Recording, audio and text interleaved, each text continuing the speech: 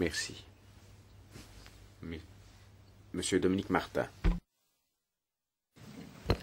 Merci, Madame le Président. Je rebondis tout de suite sur... Je remercie le commissaire qui nous a fait ces suggestions.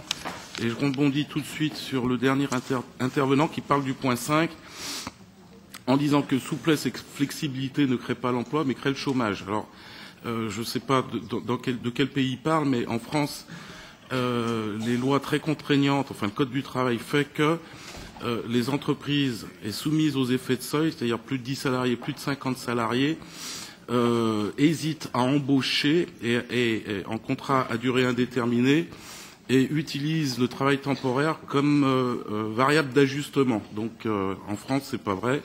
Une plus grande souplesse serait nécessaire. Pour le point 1, on s'étonne aussi de la baisse du taux de chômage parce que passer de 20% à 12%, ça nous paraît incroyable. Comme l'a dit notre collègue italienne, ce n'est en tout cas pas le cas pour la France. Mais c'est peut-être aussi le signe que cette baisse du chômage est due à l'augmentation de temps partiel ou de travail précaire. Pour le point 2, il a été relevé qu'il était curieux qu'on constatait une augmentation de la rémunération par employé qui augmentait dans presque tous les États membres ne faisant pas partie de la zone euro. Alors, c'est effectivement curieux. Ce qui nous intéresserait, c'est plus de savoir ce qui se passe dans la zone euro.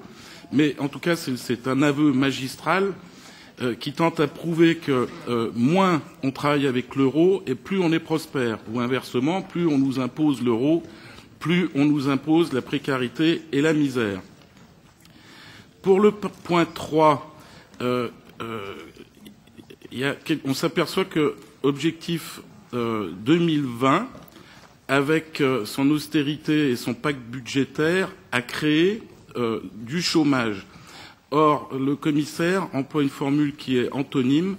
Il dit qu'avec le pacte budgétaire, c'est-à-dire cette austérité, on créera des emplois. Manifestement, ça fait 10 ans qu'on s'aperçoit que c'est exactement l'inverse. Le point 4 prend acte de l'appel de la BCE pour l'amélioration continue du cadre institutionnel, etc., signe une perte de souveraineté accrue pour les États membres. Évidemment, nous ne sommes pas favorables à ce transfert de souveraineté systématique vers Bruxelles. Le point 5, j'en ai parlé. Le point 6, nous acquiesçons. Et le point 7, nous nous interrogeons encore. Je vous remercie de votre attention.